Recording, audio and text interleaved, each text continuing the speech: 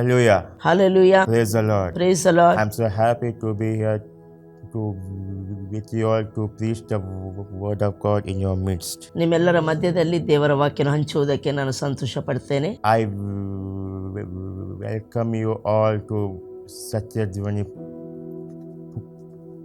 program. ಈ ಒಂದು ಸತ್ಯಧ್ವನಿ ಕಾರ್ಯಕ್ರಮಕ್ಕೆ ನಿಮ್ಮೆಲ್ಲರನ್ನು ನಾನು ಆಹ್ವಾನಿಸುತ್ತೇನೆ. Let us start with the word of prayer. ಈಗ ನಾವು ಪ್ರಾರ್ಥನೆಯೊಂದಿಗೆ ನಾವು ಪ್ರಾರಂಭ ಮಾಡಿಕೊಳ್ಳೋಣ. Our loving Heavenly Father, we thank Thee and glorify Your name, Lord.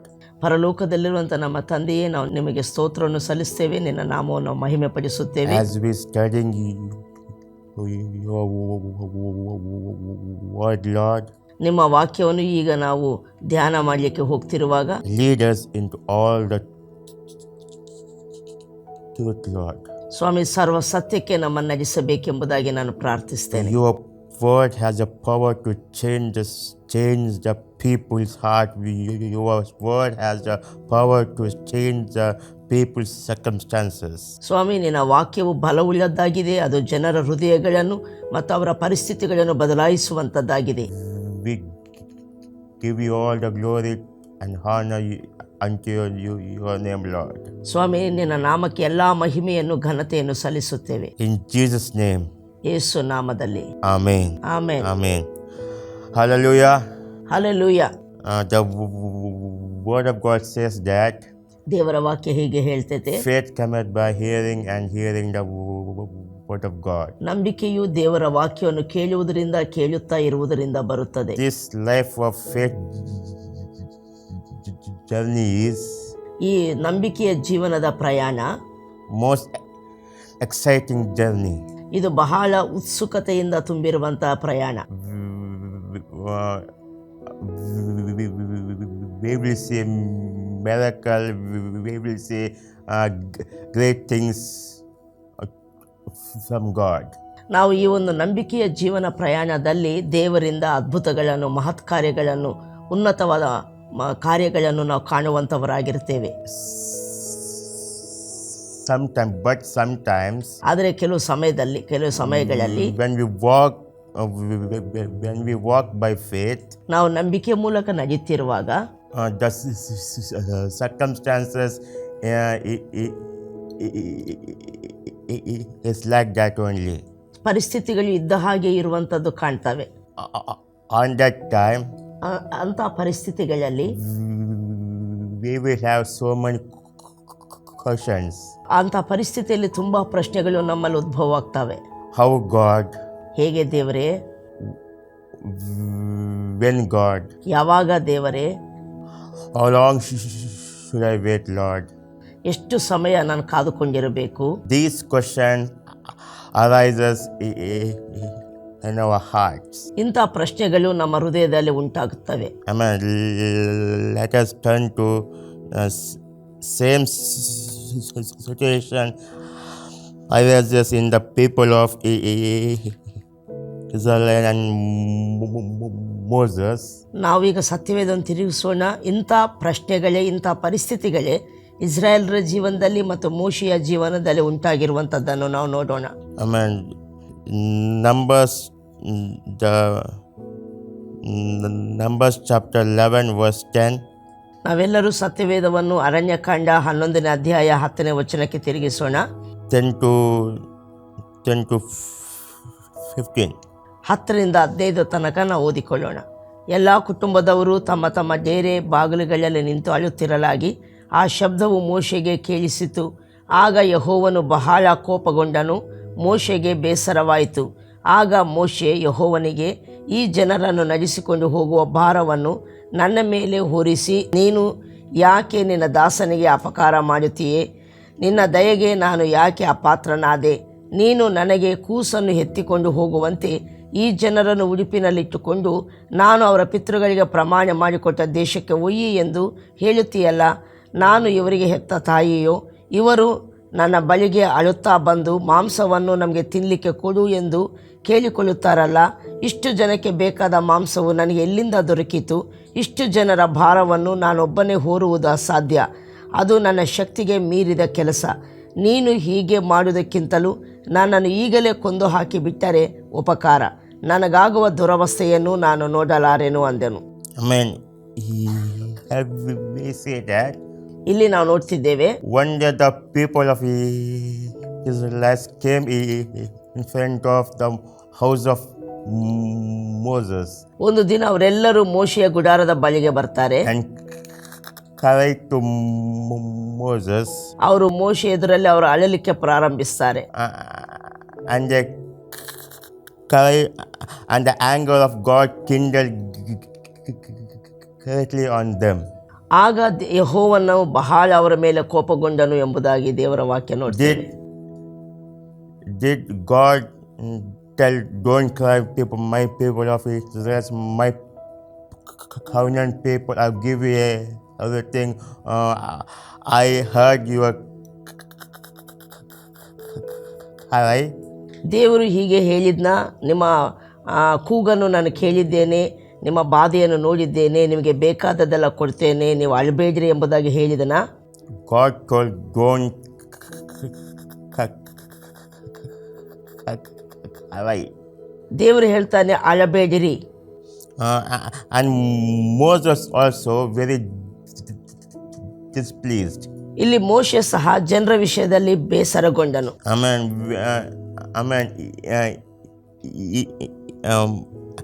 And in 11 verse we see that 11ನೇ ವಚನದಲ್ಲಿ ಇಲ್ಲಿ ನಾವು ನೋಡ್ತೇವೆ, Moses was affected by the people of Israelites. ಇಸ್ರಾಯೇಲರ ಪ್ರವರ್ತನೆಯಿಂದ ಮೋಶೆ ಸಹ ಪ್ರಭಾವಿತಗೊಂಡಿದ್ದಾರೆ. Now Moses is asking question to God, why this big problem for me, Lord?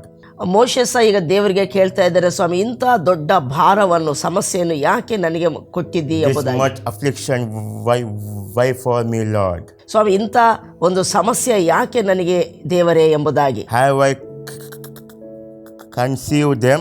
ಈ ಜನರನ್ನೆಲ್ಲ ನಡೆಸ್ಕೊಳ್ಳಿ ಹೋಗೋ ಭಾರವನ್ನು ಕೊಟ್ಟಿದೆಯಲ್ಲ, ಇವ್ರನ್ನೆಲ್ಲ ನಾನು ಎತ್ತಿದ್ದೇನೋ. Have I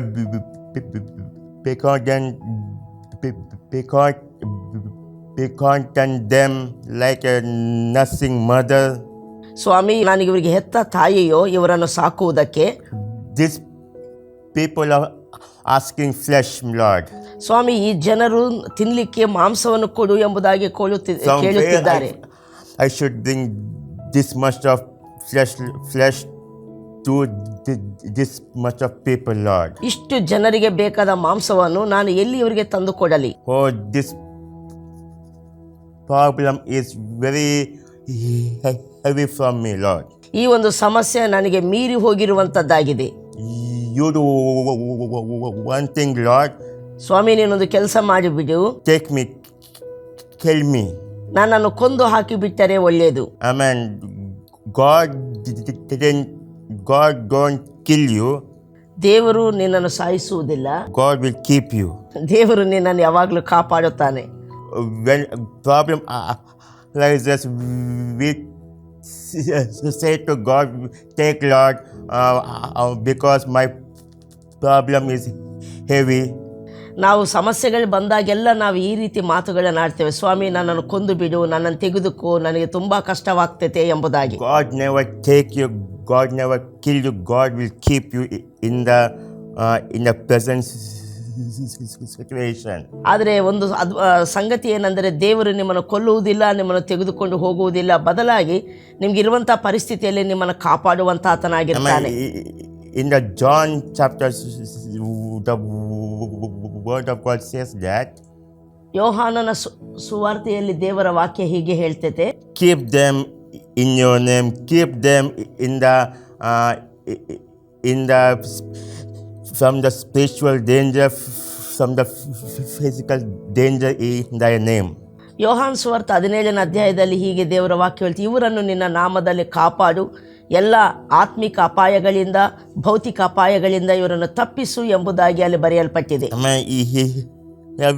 We say that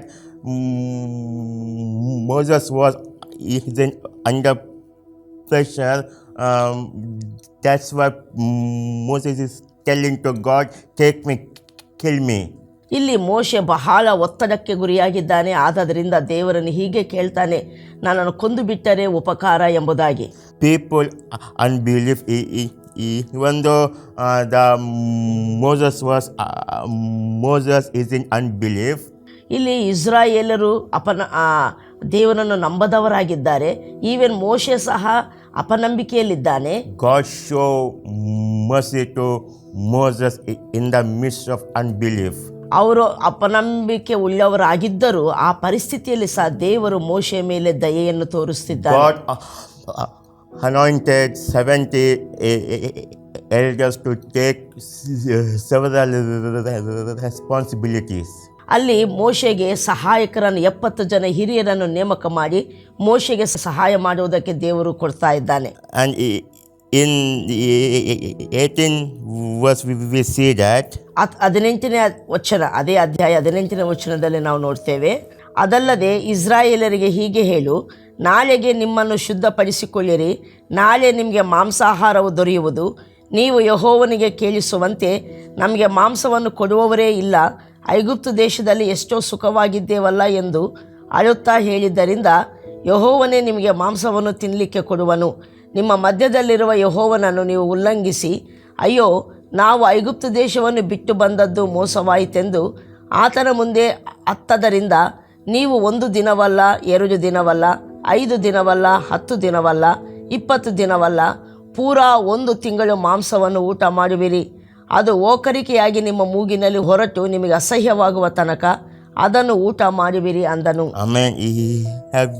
We say that ಇಲ್ಲಿ ನಾವು ನೋಡ್ತಿದ್ದೇವೆ, God says to the people of Israelites, ದೇವರು ಇಸ್ರಾಯೇಲ್ ಜನರಿಗೆ ಹೀಗೆ ಹೇಳ್ತಾರೆ, sanctify yourself. ನಾಳೆ ನಿಮ್ಮನ್ನು ಶುದ್ಧಪಡಿಸಿಕೊಳ್ಳಿರಿ. Tomorrow you will eat the flesh. ನೀವು ನಾಳೆ ನಿಮಗೆ ಮಾಂಸಾಹಾರವು ನೀವು ತಿನ್ನುವಿರಿ. God says, sanctify yourself. Tomorrow you will eat the flesh. Even though God says, the people of Israelites wept in the ears of the Lord. ಅಲ್ಲಿ ದೇವರು ನಾಳೆ ನೀವು ಶುದ್ಧ ಮಾಡಿಕೊಳ್ಳಿರಿ, ನಾಳೆ ನಿಮಗೆ ಮಾಂಸಾಹಾರವು ದೊರೆಯುವುದು ಎಂಬುದಾಗಿ ಹೇಳಿದಾಗ್ಯೂ ಸಹ ಇಸ್ರಾಯೇಲರು ಅಳುವಂಥದ್ದು ದೇವರಿಗೆ ಕೇಳಿಸಿತು. Who will give us flesh? ನಮಗೆ ಯಾರು ಮಾಂಸವನ್ನು ಕೊಡುತ್ತಾರೆ? For it was well with us in Egypt. ನಾವು ಐಗುಪ್ತ ದೇಶದಲ್ಲಿ ನಾವು ಚೆನ್ನಾಗಿದ್ದೆವು. Therefore the Lord will give you flesh, and you shall eat. ಆದಾದ್ರಿಂದ ದೇವರು ಹೇಳ್ತಾರೆ, ನೀವು ಹೀಗೆ ಹೇಳಿದರಿಂದ ದೇವರು ನಿಮಗೆ ಮಾಂಸಾಹಾರವನ್ನು ಕೊಡ್ತಾನೆ, ನೀವು ತಿನ್ನುವಿರಿ ಎಂಬುದಾಗಿ. Now the Moses is telling like this. ಈಗ ಮೋಶೆ ಇದಕ್ಕೆ ಉತ್ತರವಾಗಿ ಹೀಗೆ ಹೇಳ್ತಾನೆ, Now people are thinking always about Egypt. ಈಗ ಜನರು ಐಗುಪ್ತ ದೇಶದ ಬಗ್ಗೆ ಯಾವಾಗಲೂ ಆಲೋಚನೆ ನೆನಪು ಮಾಡಿಕೊಳ್ತಿದ್ದಾರೆ. When we are in the Egypt, it is well with us. ನಾವು ಐಗುಪ್ತ ದೇಶದಲ್ಲಿದ್ದಾಗ ನಾವು ಚೆನ್ನಾಗಿದ್ದೆವು. When we are in Egypt, the chicken, mutton, all the things will provide to us. ನಾವು ಐಗುಪ್ತ ದೇಶದಲ್ಲಿದ್ದಾಗ ಮಾಂಸಾಹಾರವು ಎಲ್ಲ ಒಳ್ಳೆಯ ಸಂಗತಿಗಳು ನಮಗೆ ಒದಗಿ ಬರ್ತಾ ಇತ್ತು ಎಂಬುದಾಗಿ. Now people are asking, who shall give us flesh to eat? ಇಲ್ಲಿ ಅರಣ್ಯದಲ್ಲಿ ನಮಗೆ ಮಾಂಸಾಹಾರವನ್ನು ಕೊಡುವವರೇ ಇಲ್ಲ, ಯಾರು ಕೊಡ್ತಾರೆ ಎಂಬುದಾಗಿ ಜನರು ಕೇಳ್ತಿದ್ದಾರೆ. Then the Lord said to the people of Israel, you shall eat the flesh, and not 1 day, not 2 days, not 5 days, not 10 days, not 20 days. When you eat the flesh,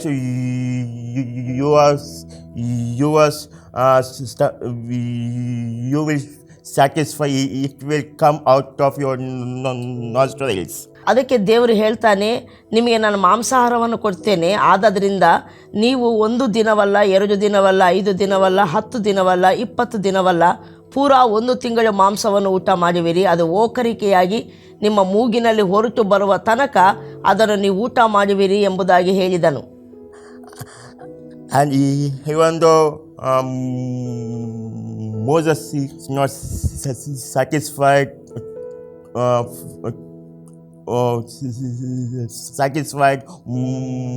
Moses is continuously questioning God. ಈ ರೀತಿ ದೇವರು ಮಾತನಾಡಿದಾಗ್ಯೂ ಮೋಶೆಗೆ ತೃಪ್ತಿಯಾಗಲಿಲ್ಲ, ಸಮಾಧಾನವಾಗಲಿಲ್ಲ.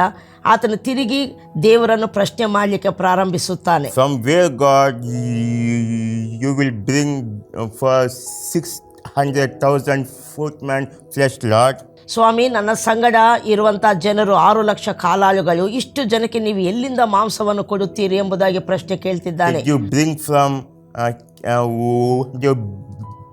from forest? Would you bring from sea, ocean? ಸ್ವಾಮಿ, ಇವ್ರಿಗೆ ಬೇಕಾದಂಥ ಮಾಂಸ ಕೊಡಲಿಕ್ಕೆ ಅರಣ್ಯದಿಂದ ನೀನು ಕುರಿಗಳನ್ನು ತರ್ತೀಯೋ ಅಥವಾ ಸಮುದ್ರದಿಂದ ಮೀನುಗಳನ್ನು ತರ್ತೀಯೋ ಎಂಬುದಾಗಿ. From where, God, you will bring the flesh to thousands of millions of people? ಇಲ್ಲಿರುವಂಥ ಲಕ್ಷಾಂತರ ಜನಕ್ಕೆ ಬೇಕಾದಂಥ ಮಾಂಸವನ್ನು ಹೇಗೆ ನೀನು ಒದಗಿಸುತ್ತಿ ಎಂಬುದಾಗಿ ಆತನು ಕೇಳ್ತಾ ಇದ್ದಾನೆ. And the Lord answered to Moses. ಆಗ ಯೆಹೋವನು ದೇವರು ಮೋಶೆಗೆ ಹೀಗೆ ಉತ್ತರ ಕೊಡ್ತಾನೆ. Listen carefully. This is a turning point. ಇದನ್ನು ನೀವು ಜಾಗ್ರತೆಯಾಗಿ ಕೇಳಬೇಕು, ಇದು ಮುಖ್ಯವಾದಂಥ ಸಂಗತಿ. Is the Lord's hand waxed short? ಇಲ್ಲಿ ದೇವರು ಹೇಳ್ತಾನೆ, ಯೆಹೋವನ ಕೈ ಮೋಟುಗೈಯೋ. Is the Lord's hand waxed short? ಯೆಹೋವನ ಕೈ ಮೋಟುಗೈಯೋ. I brought the people of Israel from the bondage of Egypt. ನಾನು ಇಸ್ರಾಯೇಲ್ ಜನರನ್ನು ಐಗುಪ್ತ ದೇಶದ ಬಂಧನದಿಂದ ಬಿಡುಗಡೆ ಮಾಡಿ ತಂದಿದ್ದೇನೆ. I brought the manna from heaven. ಇವರಿಗೋಸ್ಕರ ನಾನು ಆಕಾಶದಿಂದ ಮನ್ನವನ್ನು ಸುರಿಸಿದ್ದೇನೆ. I parted the Red Sea into two. ನಾನು ಇವರಿಗೋಸ್ಕರ ಕೆಂಪು ಸಮುದ್ರವನ್ನು 2 ಭಾಗವಾಗಿ ವಿಭಾಗಿಸಿದ್ದೇನೆ. Will I not give them a flesh to eat? ಇವರಿಗೆ ತಿನ್ನುವುದಕ್ಕೆ ಮತ್ತು ಮಾಂಸವನ್ನು ಕೊಡಲಿಕ್ಕೆ ನನ್ನಿಂದ ಆಗುವುದಿಲ್ಲವೋ? And in verse 31 we see that. ಇದೇ ಅಧ್ಯಾಯ 31ನೇ ವಚನದಲ್ಲಿ ನಾವು ಹೀಗೆ ನೋಡ್ತೇವೆ. ಆಗ ಯೆಹೋವನ ಬಳಿಯಿಂದ ಗಾಳಿ ಹೊರಟು ಸಮುದ್ರದಿಂದ ಲಾವಕ್ಕಿಗಳನ್ನು ಹೊಡೆದುಕೊಂಡು ಪಾಳೆಯದ ಸುತ್ತಲೂ 1 ದಿನದ ಪ್ರಯಾಣದಷ್ಟು ದೂರದವರೆಗೆ ಭೂಮಿಗಿಂತ 2 ಮೊಳ ಎತ್ತರದಲ್ಲಿ ಹಾರುತ್ತಾ ಬರುವಂತೆ ಮಾಡಿತು. ಇಸ್ರಾಯೇಲರು ಎದ್ದು ಆ ದಿನ ಹಗಲಿರಲು ಮರುದಿನ ಹಗಲು ಆ ಲಾವಕ್ಕಿಗಳನ್ನು ಕೂಡಿಸಿಕೊಳ್ಳುತ್ತಿದ್ದರು. ಸ್ವಲ್ಪವಾಗಿ ಕೂಡಿಸಿಕೊಂಡವರು 18 ಖಂಡುಗ ಕೂಡಿಸಿದರು. ಅವುಗಳನ್ನು ಪಾಳೆಯದ ಸುತ್ತಲೂ Haravi ಒಣಗಿಸಿಕೊಂಡರು. Amen. We say that God provides quails to the people of Israel sufficiently. ಇಲ್ಲಿ ನಾವು ನೋಡ್ತೇವೆ, ದೇವರು ಇಸ್ರಾಯೇಲ್ ಜನರಿಗೆ ಮತ್ತು ಲಾವಕ್ಕಿಗಳನ್ನು ಅವರಿಗೆ ಬೇಕಾದಷ್ಟು ಸಮೃದ್ಧಿಯಾಗಿ ಆತನು ಒದಗಿಸಿದರು. From what God bring quails to the people of Israel is. Israel ಜನರಿಗೆ ದೇವರು ಲಾವಕ್ಕಿಗಳನ್ನು ಎಲ್ಲಿಂದ ಒದಗಿಸಿದನು? He sent one wind and brought the quails from the sea and let them fall by the camp as it is, where in the people's camp. ಇಲ್ಲಿ ನಾವು ನೋಡ್ತೇವೆ, ದೇವರು ಒಂದು ಗಾಳಿಯನ್ನು ಕಳುಹಿಸಿದ. ಆ ಗಾಳಿ ಹೊರಟು ಸಮುದ್ರದಿಂದ ಲಾವಕ್ಕಿಗಳನ್ನು ಹೊಡೆದುಕೊಂಡು ಇಸ್ರಾಯೇಲರ ಪಾಳೆಯದ ಸುತ್ತಲೂ 1 ದಿನದ ಪ್ರಯಾಣದಷ್ಟು ದೂರದವರೆಗೆ ಭೂಮಿಗಿಂತ 2 ಮೊಳ ಎತ್ತರದಲ್ಲಿ ಹಾರುತ್ತಾ ಬರುವಂತೆ ಮಾಡಿತು. See, God can do anything anytime to the people of Israelites. ಇಲ್ಲಿ ನಾವು ನೋಡ್ತೇವೆ, ದೇವರು ತನ್ನ ಜನರಾದ ಇಸ್ರಾಯೇಲರಿಗೆ ಯಾವುದೇ ಸಮಯದಲ್ಲಿ ಎಂಥ ಕಾರ್ಯಗಳನ್ನಾದರೂ ಅದನ್ನು ಮಾಡಲಿಕ್ಕೆ ಶಕ್ತನಾಗಿದ್ದಾನೆ ಎಂಬುದಾಗಿ. Even the thousands doors are shut. ನಿಮ್ಮ ಮುಂದೆ 1000 ಬಾಗಿಲುಗಳು ಮುಚ್ಚಲ್ಪಟ್ಟಿದ್ದರು. God will open one door to supply your needs. ದೇವರು ಒಂದು ಬಾಗಿಲನ್ನು ನಿಮ್ಮೆಲ್ಲ ಅಗತ್ಯಗಳನ್ನು ಪೂರೈಸುವುದಕ್ಕೆ ತೆರೆಯುವಂತಾತನಾಗಿದ್ದಾನೆ. You may sleep in the sick bed. ನೀವು ಒಂದು ವೇಳೆ ಈ ದಿನ ನೀವು ಕಾಯಿಲೆಯಿಂದ ಹಾಸಿಗೆಯಲ್ಲಿ ಮಲಗಿರಬಹುದು. Don't ask question to God. ದೇವರನ್ನು ಹೀಗೆ ನೀನು ಪ್ರಶ್ನೆ ಮಾಡಬೇಡ. When I will be healed? ನಾನು ಯಾವಾಗ ಗುಣವಾಗುತ್ತೇನೆ? How long should I wait to see I am healed?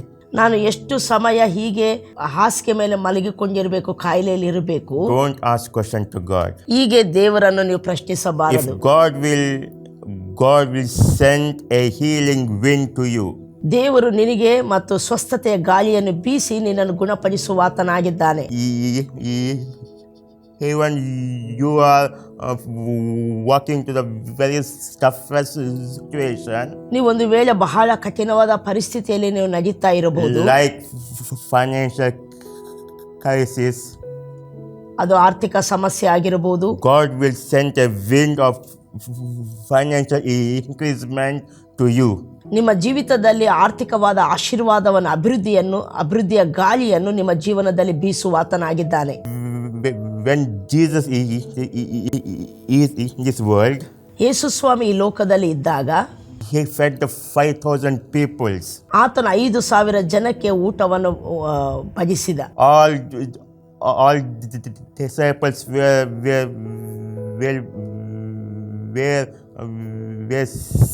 said to Jesus to send the people away.